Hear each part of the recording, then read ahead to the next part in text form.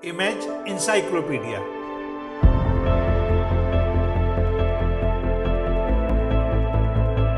जानकारियों और जिज्ञासाओं की अद्भुत दुनिया। हेलो दोस्तों, अपने इस चैनल के हर वीडियो में हम आपको किसी एक विषय की विश्वसनीय तथ्यों के सहित पूर्ण जानकारी देंगे। ऐसी जानकारी जिसकी तलाश में स्कूल कॉलेज के छात्रों से लेकर सभी तरह के प्रतियोगी छात्र रहते हैं। हमारी ये वीडियो उन लोगों के लिए भी बहुत उपयोगी साबित होंगे जो जनरल नॉलेज में रुचि रखते हैं और कौन बनेगा करोड़पति जैसे कार्यक्रमों में हिस्सा लेकर सफल होना चाहते हैं। तो दोस्तों, आइए आज का वीडियो शुरू करते हैं। लेकिन उससे पहले आपसे एक अनुरोध कि अगर अब तक आपने हमारे इस चैनल को सब्सक्राइब नहीं किया है तो कृपया कर लें और हाँ, बेल आइकन का बटन दबाना ना भूलें, जिससे हर नया वीडियो सबसे पहले आपको मिले। रेड आर्मी की वह स्नाइपर जिससे कांपते थे नाजी। दोस्तों, किसी सूरवीर का जिक्र छिड़े और यह भी पता चले कि वह सैनिक है तो हमारे माइंड की कंडीशनिंग कुछ ऐसी है कि हम यही सोचेंगे कि कोई लंबा चौड़ा और मजबूत कदकाठी का पुरुष होगा। हमारा सहज मनोविज्ञान सूरवीर के नाम पर दिमाग में किसी महिला की तस्वीर नहीं आने देता। लेकिन उस इतिहास का क्या करेंगे जो मनोविज्ञान को आईना दिखाता हो। जी हां दोस्तों, द्वितीय विश्व युद्ध में ऐसा ही हुआ जब तत्कालीन सोवियत संघ की रेड आर्मी की एक महिला स्नाइपर यानी निशानेबाज ल्यूडमिला पेवलिंचेको ने अपनी सटीक निशानेबाजी से इतिहास के सारे पुरुष निशानेबाजों को धुआं धुआं कर दिया। इस महिला स्नाइपर या निशानेबाज ने द्वितीय विश्व युद्ध के दौरान 309 नाजी सैनिकों का शिकार किया और निशानेबाजी के इतिहास में किंवदंती बन गई। हिटलर के सैनिक इस स्नाइपर के नाम से ही थर्राते थे। इस निशानची महिला सैनिक ल्यूडमिला पेवलिचेंको का जन्म 12 जुलाई 1916 को मौजूदा यूक्रेन के बिला टेसरकावा में हुआ था। रूस के पुराने कैलेंडर के हिसाब से यह 30 मई 1916 का दिन था। उनकी मां अध्यापिका थीं और पिता सेंट पीटर्सबर्ग में एक फैक्ट्री वर्कर थे। पेवलिचेंको, जिसे प्यार से घर वाले बेलोवा कहकर बुलाते थे, किशोरावस्था में किसी टॉम बॉय के माफिक थी। वह लड़कों के साथ एथलेटिक गतिविधियों में हिस्सा लेती और अक्सर उन पर भारी पड़ती। करीब 15 साल की उम्र में पेवलिचेंको ने शौकिया निशानेबाज बनने के लिए ओसोवासिविसिक शूटिंग क्लब ज्वाइन कर लिया और सीखने की अपनी तेज रफ्तार क्षमता के चलते जल्द ही इस क्लब के उस शार्प शूटर का मार्क्समैन सर्टिफिकेट मिल गया। यह उसकी उम्र का 16वां साल था। इसी दौरान उसने एक डॉक्टर से शादी कर ली, जिससे उसका बेटा रोस्टिस्लाव पैदा हुआ। लेकिन यह शादी देर तक नहीं चली।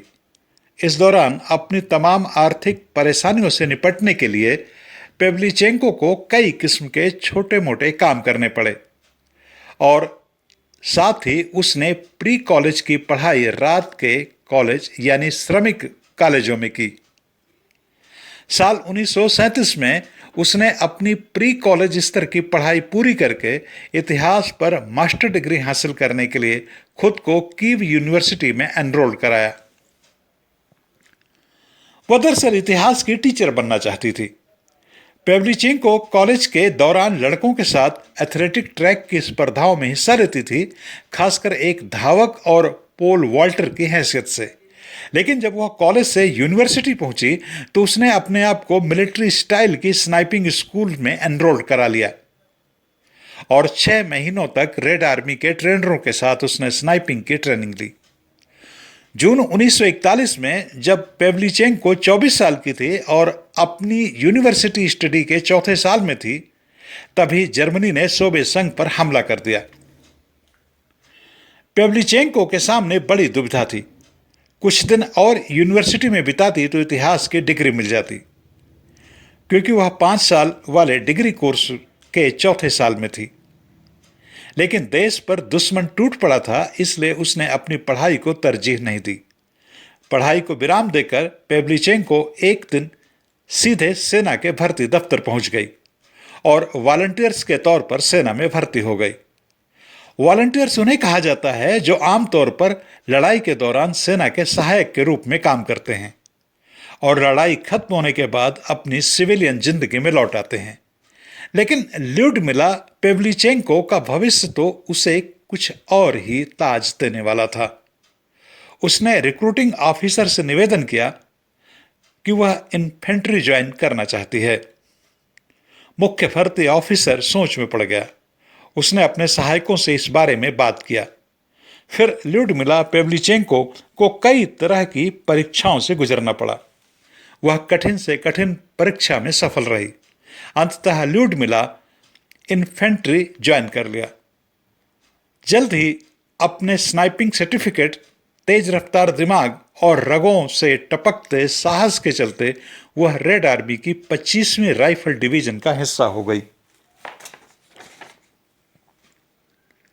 यह डिवीजन रेड आर्मी की सबसे कुशल और दुश्मन पर भारी पड़ने वाली डिवीजन थी।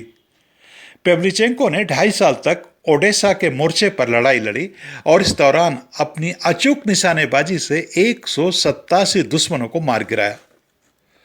उसके इस कारनामे ने ऐसा तहलका मचाया कि आज वह आधुनिक इतिहास की सबसे कामयाब स्नाइपर मानी जाती है। पेवलीचेंको को गड्ढे, झाड़ियों, पहाड़ की तलहटी और न जाने कहां कहां छिपे नाजी सैनिकों की जान की नंबर 1 दुश्मन बन गई। उसका नाजी सैनिकों में इस कदर खौफ था कि जब वे रात में सोते तो 1-2 नहीं 6-6 सैनिक पहरा देते। जब रोमानिया को ओडेसा पर निमंत्रण मिल गया तब पेवलीचेंको को उनकी यूनिट के साथ सेवास्टोपोल भेजा गया। यहां पेवलीचेंको ने 8 महीने तक मोर्चे पर अपना दमखम दिखाया। मई 1942 तक लेफ्टिनेंट पेवलीचेंको ने 257 जर्मन सैनिकों को मार चुकी थी। जब द्वितीय विश्व युद्ध समाप्त हुआ तब तक जांबाज स्नाइपर लेफ्टिनेंट ल्यूडमिला जर्मनी के 309 सैनिकों को हमेशा हमेशा के लिए मौत की नींद सुला चुकी थी। उसके द्वारा मारे गए इन सैनिकों में 36 जर्मन स्नाइपर भी थे और जर्मन स्नाइपर्स को उन दिनों यूरोप में साक्षात काल की पदवी दी जाती थी। द्वितीय विश्व युद्ध खत्म होने के पहले ही ल्यूडमिला पेवलीचेंको युद्ध इतिहास की एक ऐसी शख्सियत बन गई जिसकी चर्चा आम लोगों से लेकर युद्ध रणनीतिकारों की जुबान पर होती थी। यह चर्चा इतनी ज्यादा बढ़ गई कि रणनीति के तहत मोर्टार फायर में घायल पेवलीचेंको को युद्ध के क्षेत्र से हटा लिया गया और उसे कुछ महीनों के आराम के बाद पब्लिसिटी विजिट के लिए कनाडा और अमेरिका भेज दिया गया। उस दौरे में इन दोनों देशों में आम लोगों से लेकर सैन्य ऑफिसरों तक ने पेवलीचेंको को इतनी इज्जत दी, उसका इतना सम्मान किया कि पेवलीचेंको अभिभूत हो गई। वह जहां भी जाती लोग उसे एक नजर देखना चाहते और छूना भी चाहते। लोग उसे एक चमत्कार, एक कौतुक की तरह देखते थे। आखिर इस जांबाज महिला के पास वह कौन सी सटीक नजर है जिसके चलते वह जर्मन सैनिकों का ही नहीं स्नाइपरों तक का ढेर लगाती चली गई। ल्यूडमिला पेवलीचेंको जहां भी गई लोगों ने एक हीरो की तरह उनकी अगवानी की। 1943 में सोवियत यूनियन ने भी उसे एक हीरो के तौर पर ही गोल्ड स्टार की उपाधि से विभूषित किया। युद्ध खत्म होने के बाद ल्यूडमिला पेवलीचेंको फिर से कीव यूनिवर्सिटी गई और अपनी अधूरी पढ़ाई पूरी की। बाद में उसने इतिहासकार के रूप में अपने करियर को आगे बढ़ाया। 10 अक्टूबर 1974 को 58 साल की उम्र में ल्यूडमिला पेवलीचेंको का निधन हो गया। उसे मॉस्को में वहीं दफनाया गया जहां तमाम महत्वपूर्ण शख्सियतों को दफनाया गया है। दोस्तों, यह वीडियो आपको कैसा लगा हमें कमेंट लिखकर जरूर बताएं। अगर आप किसी खास वीडियो को देखना चाहते हैं तो हमें यह भी बताएं। हम उस विषय पर आपको जरूर वीडियो दिखाएंगे। इस वीडियो में शोध, आलेख और स्वर लोकमित्र गौतम का था।